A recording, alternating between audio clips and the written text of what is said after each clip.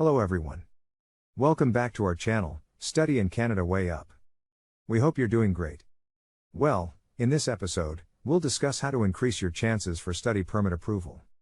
So, to get all the information, pay attention and watch the video through to the end. Please hit like, subscribe, and don't forget to push the notification bell for upcoming episodes. So, without any further delay, let's jump into the video. Individuals applying to study in Canada should be mindful of the eligibility criteria, discretion of the reviewing immigration officer, and available next steps should their application be refused. Canada continues to be one of the world's most popular destinations for international students. With an excellent standard of education and internationally accredited schools, Canada hosts a huge number of students from abroad every year, welcoming close to 450,000 new international students in 2021 alone. While Canada does host many international students annually, there are also those who receive refusals of their study permit applications. Giving careful consideration to the eligibility criteria set by Immigration, Refugees and Citizenship Canada, IRCC, and the discretion of the IRCC immigration officer reviewing their application can be crucial to success when applying. Make sure you are eligible. In particular, to receive a study permit, applicants must satisfy the eligibility criteria.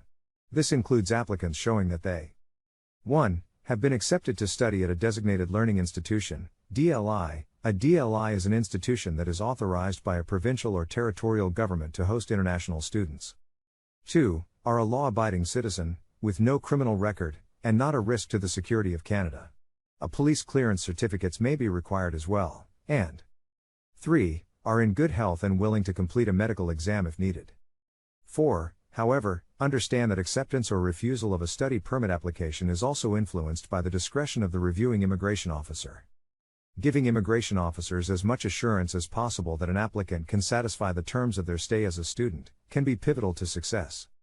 Outside of ineligibility, there are two recurring themes to why applications get refused, though others do exist, involving individuals failing to convince immigration officers that 1. The actual purpose of their visit to Canada is to study. Between 2019 and 2021, 77% of study permit refusals were due to IRCC not being satisfied that the purpose of the applicant's visit was to study, and 2. They will leave Canada at the end of their stay. 26% of refusals of study permit applications, in the same time period, were due to IRCC not being satisfied that applicants would leave Canada based on their personal assets and financial status.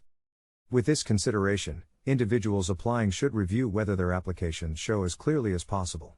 For example, applicants will likely have a better chance of approval if they 1. Make sure they show a clear, logical progression in studies from previous education to Canadian education being pursued. 2. Make sure they can show proof of finances through authorized documentation. 3. Ensure they meet the English/French requirements for immigration. 4. Explain any long gaps in their studies in their application. 5. Make evident their intent to leave Canada after the duration of their studies. 6. Ensuring they complete a dual intent application if they have applied for permanent residence, PR, at the same time. Dual intent is when a foreign national who has applied, or may apply, for PR also applies to enter Canada for a temporary period as a visitor, worker, or student, and 7. Include any other documentation/information they can within their applications to give confidence to the officer reviewing their study permit. In addition, applicants can look at streams of study permits that they may be eligible for. For example, the Student Direct Stream is a preferential path to receive a Canadian study permit, for citizens of specific countries.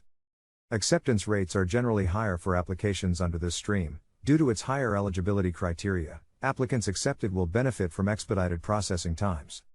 Next steps if your application has been refused.